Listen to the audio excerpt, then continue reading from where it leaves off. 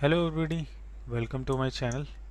uh, so आज का जो टॉपिक है जो will cover is H2 demo application. Basically idea ये है कि मैं एक स्प्रिंग बोर्ड की एप्लीकेशन बनाऊंगा जिसको H2 डेटाबेस यानी कि इन मेमोरी डेटाबेस से कनेक्ट करूंगा।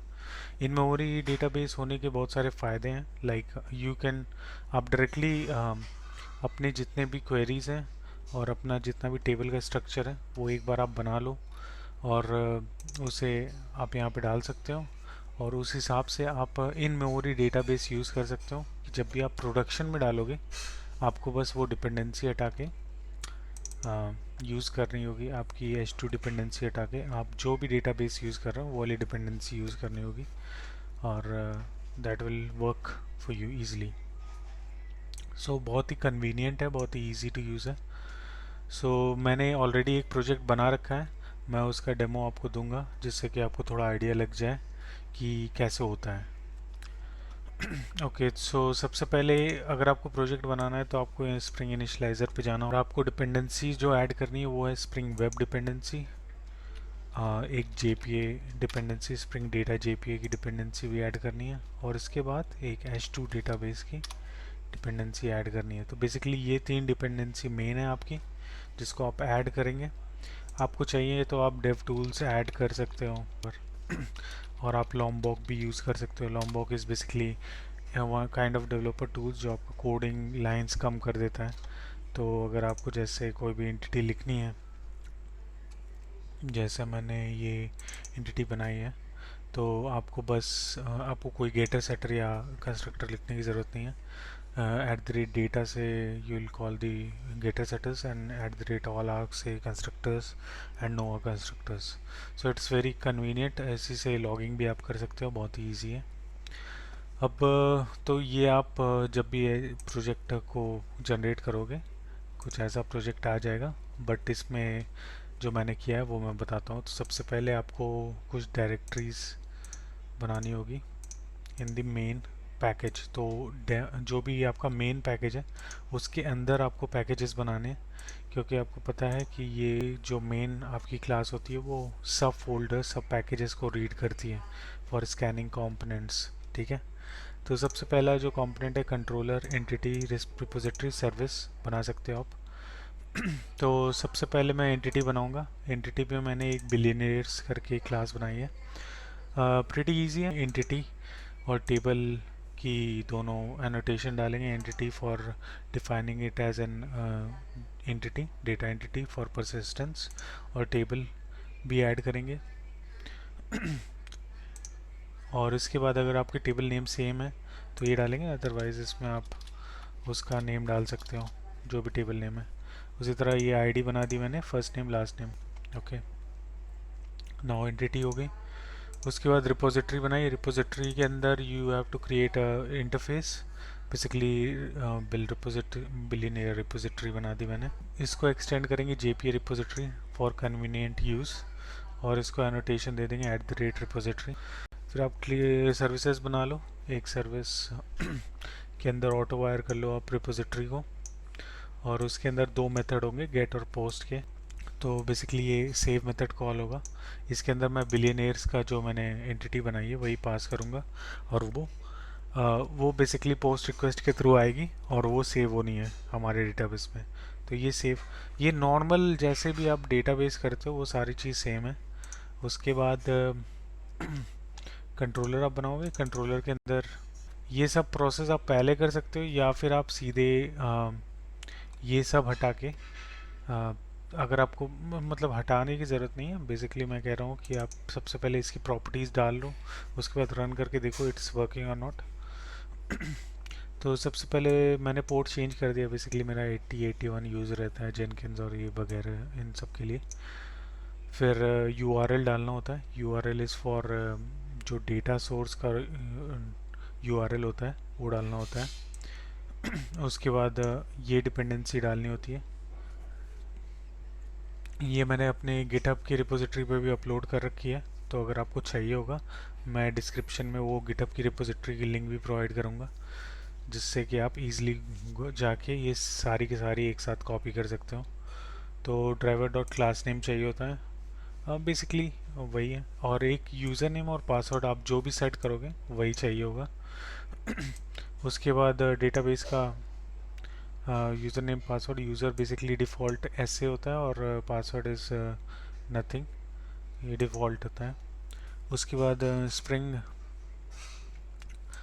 उसमें डायलेक्ट आपको डालना होगा, तो आप उसमें एच टू डायलेक्ट डालोगे। अगर आप कुछ और ओरेकल या कुछ और डीबी यूज़ करते हो तो उसका अलग अलग डायलेक्ट्स आते हैं हाइबरनेट के, तो वो जिससे इंटरेक्ट कर सके वो डेटाबेस के स्ट्रक्चर से ईजिली, उसके लिए होता है। इसके बाद H two console enable true है। कंसोल इनेबल कर दिया मैंने, तो ये कंसोल इनेबल हो गया। अभी जब मैं रन करूँगा तो आई विल टेल यू कि इसका मतलब क्या होता है, ये रन कैसे होता है। उसके बाद स्प्रिंग कंसोल पाथ दे दिया है, तो लोकल होस्ट जब भी आप करोगे /h2 करोगे तो ये कंसोल खुल जाएगा। तो ये दोनों आप प्रॉपर्टी डालोगे तो you will be easily accessing the h2 console directly. तो बेसिकली जैसे आपकी एसक्यूएल डेवलपर आईडी यही होती है, या कुछ और डेवलपमेंट या फिर उसके डेटा स्ट्रक्चर को देखने के लिए आईडी होती है, वो बेसिकली ये प्रोवाइड कराता है। उसके बाद आप ये दोनों ऑप्शनल प्रॉपर्टीज़ है, आप ऐड करना चाहो तो ऐड कर सकते हो, नहीं ऐड करना चाहो तो नहीं ऐड कर सकते हो, कोई ज़रूरत नहीं है। उसके बाद मैंने टेबल के बेसिक क्वेरीज लिखी हैं। ड्रॉप टेबल अगर एग्जिस्ट करती है, आप टेबल में परसिस्टेंस भी ऐड कर सकते हो, यानी कि अगर आपको चाहते हो कि H2 का जो डेटाबेस का वो है वो कहीं सेव हो जाके, तो वो भी आप डाल सकते हो। इसकी एक क्राइटेरिया होती है, वो मैं डिस्क्रिप्शन में दे दूँगा। इसके बाद जो मैंने ये बताया, टेबल ड्रॉप करके वापस क्रिएट टेबल किया मैंने, और उसके अंदर इंसर्ट क्वेरीज लगा दी। आप सेम टू सेम ये कॉपी कर दो, या जैसे भी जस्ट फॉर प्रैक्टिसिंग आप डिफरेंट टेबल पे भी ट्राई कर सकते हो, तो ये हो जाएगा आपका।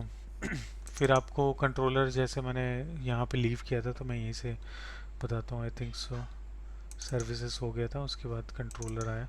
कंट्रोलर के अंदर ऑटो वायर कर दो आप सर्विसेज को, जो आप सर्विस यूज़ कर रहे हो, जिससे कि जब ये इंडिपेंडेंसी इंजेक्ट हो जाए ऑलरेडी इसमें, जब ये क्लास बने। और गेट मैपिंग में जो गेट और उसमें पाथ वेरिएबल पास कर दिया मैंने आईडी। उसके बाद गेट की ये नॉर्मल क्वेरी है, बहुत ही सिंपल है, you will easily find out. और उसके बाद पोस्ट मैपिंग, ठीक है। ये डाल दिया। इसके बाद मैं रन करता हूँ सीधे प्रोजेक्ट को, let's see what happens. Okay, तो probably server is started now, तो 8082 पे स्टार्ट हो गया। अभी जो मैंने कंसोल के बारे में बताया था, ये दो प्रॉपर्टीज़, तो ये डायरेक्टली चेक करता हूँ मैं। तो इंटरनली मेरे एप्लीकेशन ने वो सारी क्वेरीज जो मैंने लिखी थी वो रन कर दिया H2 डेटाबेस ने। तो अगर मैं लोकल होस्ट 8082/h2 पे जाऊँगा तो ये कंसोल खुल जाएगा। अभी यहाँ पे जो JDBC URL होता है वो ये फॉर पेस्ट करना होता है, और यहाँ पे पासवर्ड और आईडी आपने जो भी डाला है यहाँ पे वो पेस्ट करना होता है। और ये तो आपका क्लास नेम है, ओके। इसके बाद आप इसको कनेक्ट करोगे तो ये टेबल जो मैंने वहाँ क्वेरी में डाली थी ये ऑलरेडी बन चुकी है। रन करोगे, ये तीनों डेटा जो मैंने डाले थे वो ऑलरेडी रन पड़े हुए हैं यहाँ पे, जो मैंने यहाँ data.sql से चला के डाला था इसमें, ओके। नाउ अब मैं बेसिक क्वेरीज चलाऊँगा। तो गेट के लिए मैंने इसकी API कंट्रोलर देख लेता हूँ मैं, इसमें v1/get id है। तो जैसे मैंने गेट 1 किया, तो अभी देखते हैं। तो बेसिकली यही वैल्यू था जो कि उसमें एडेड है, ओके। Just second. ओके, तो वैल्यू आ चुकी है ये। तो अगर मैं देखूं तो यही वैल्यू थी, आई थिंक सो। इसमें चेक करने वाली क्या बात है, वैसे यही होगी। नाउ अगर आपको नई वैल्यू पोस्ट करनी है तो यहाँ पे आप कुछ भी डाल सकते हो। जैसे मैंने ये ID6 सुंदर पिचाई ऐड किया है, तो इसको पोस्ट करता हूँ। पोस्ट मेथड बॉडी ऐड कर दो, इसका content type application dot JSON होगा क्योंकि हम जेसन डेटा भेज रहे हैं यहाँ पे। ओके, तो ये वैल्यू गई और इसके रिस्पॉन्स पे मैंने इसी का ऑब्जेक्ट रिटर्न किया था, तो बेसिकली आ गई। अभी आप गेट करोगे तो it's working for 6 as well. Okay, सुंदर पिचे value. So this is the way, it's very simple, you can easily do it. So that is it for today, and hope you like the video. So like and subscribe to my channel so that I can make more informative videos later on. So thank you, bye bye.